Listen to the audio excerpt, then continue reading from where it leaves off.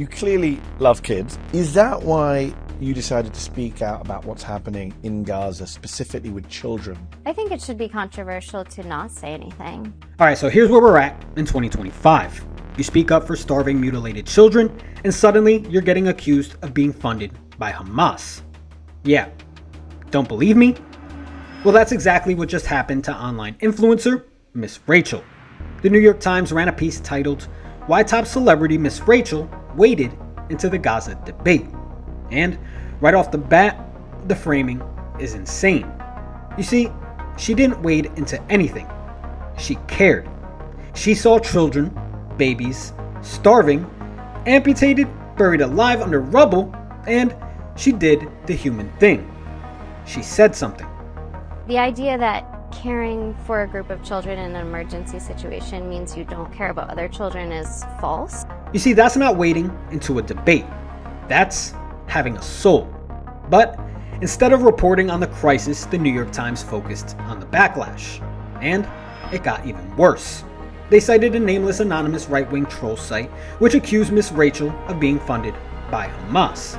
And to make matters worse, the Times made her respond to it.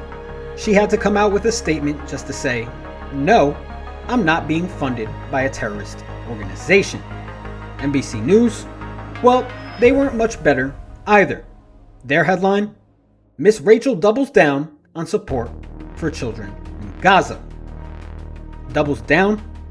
You see, that phrase is used when someone gets caught doing something wrong, and instead of apologizing, they make it worse.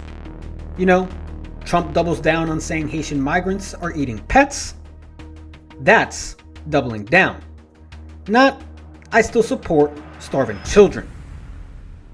It's sad that people try to make it controversial when you speak out for children that are facing immeasurable suffering. You see, my question with all this is, why is this even an article? If you're going to write about it, the story should be, Miss Rachel speaks up for children and lunatics accuse her of terrorism. Not, oh, this is a debate, let's hear both sides. And then of course we had Fox News, never to be outdone, with their headline, "Radical Nursery Rhymes, Miss Rachel goes from lullabies to Hamas-tied headlines." Let's read that again. Radical Nursery Rhymes. You see, they're using media coverage of media coverage to create a guilt by association scandal. Because the New York Times mentioned Hamas, now we can call her pro-Hamas, and that's it. That's how broken the system is. And when people try to reasonably defend this insanity, they say, well, why is she only calling out Israel? Why isn't she speaking about other conflicts? The thing is, though, she is. She's spoken about kids suffering everywhere, Israeli kids included.